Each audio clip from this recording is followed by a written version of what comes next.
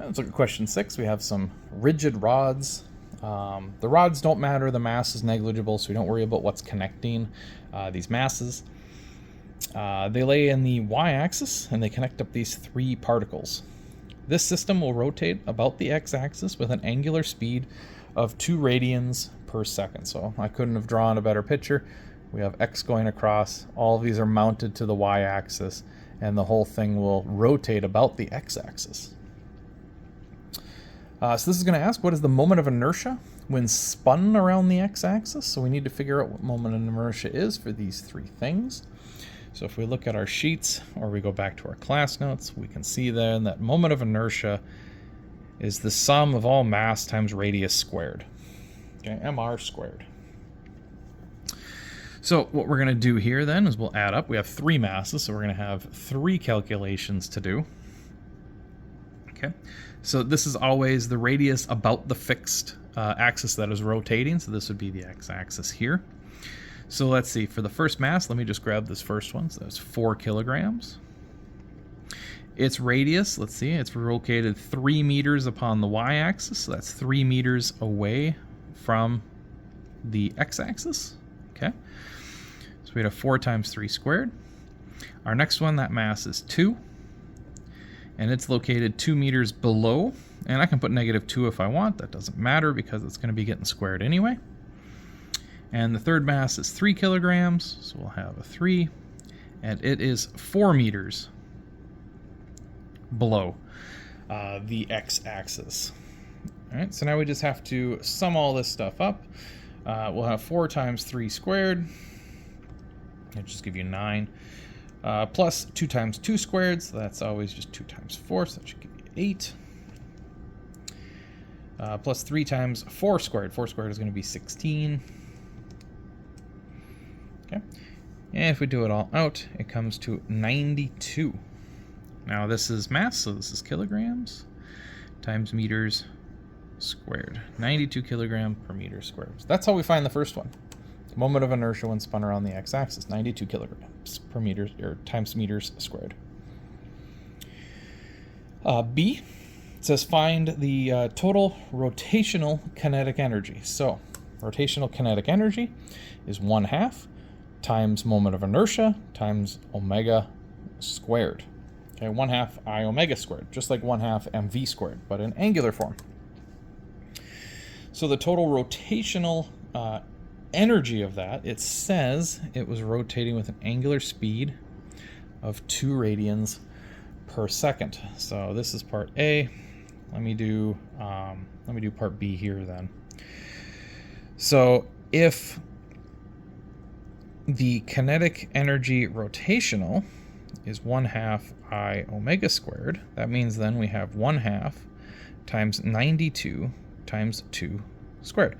So 1/2 I we found in part A, omega is 2, so we would have 0.5 times 92 times 2 squared, which is 4, gives us 184. Now it's energy just like everything else, so 184 joules would be the proper unit to have on there. What is the linear speed of each of those particles? Okay, we can figure that out for part C. I'm just going to do it down here. What is the linear speed of each of those particles? Well, let's look at particle 1. We know that v is equal to r omega. Okay, so the velocity of particle 1 would depend on the radius of particle 1, and the omega is the same no matter which particle it is. So the velocity of 1 is going to be the radius of 1, which is 3, times omega, which is 2. So this gives us 6 meters per second for the first one. And then we'll go through and we'll do all the others as well. If we do V2, we look at the radius of 2, which happens to be 2 meters. 2 times 2, 4. And of course the last one here is 4 meters away. It rotates with the same speed, so we'll have 8 meters per second. So we're using this for all three of the objects, getting 3 different velocities. That's how we get those here for part C. Okay.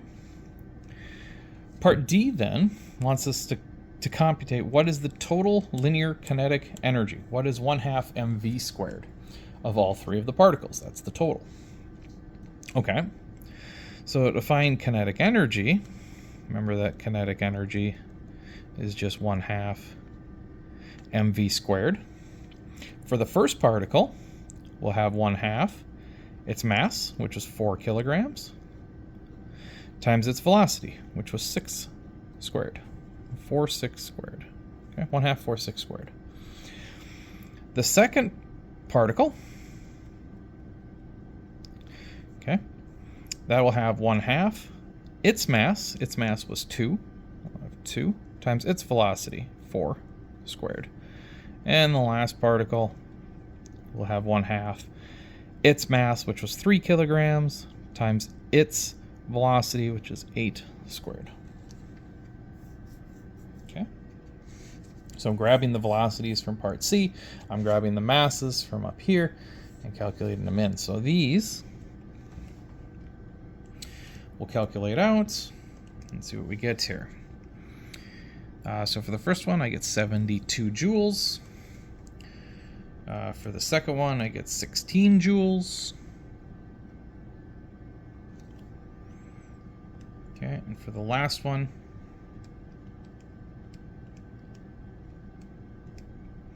I get 96 joules. So the total energy would be these things all added up. So we go ahead and we just add 72, 16, and 96. And lo and behold, we have the total kinetic energy is 184 joules. So this one originally was even more parts to it. It had you notice that no matter how you calculate the energy, it's the same. Because it's the same system, it's the same thing that's moving. So sometimes it's easier to calculate out what the units, what the system's moment of inertia is. If it's rotating angularly, you can calculate out what the energy is right away with that. Sometimes it's easier to calculate out the velocities of each of the particles. It gives you a little more information on linear speed. But in the end, all the energy is the exact same. The energy in the system remains constant.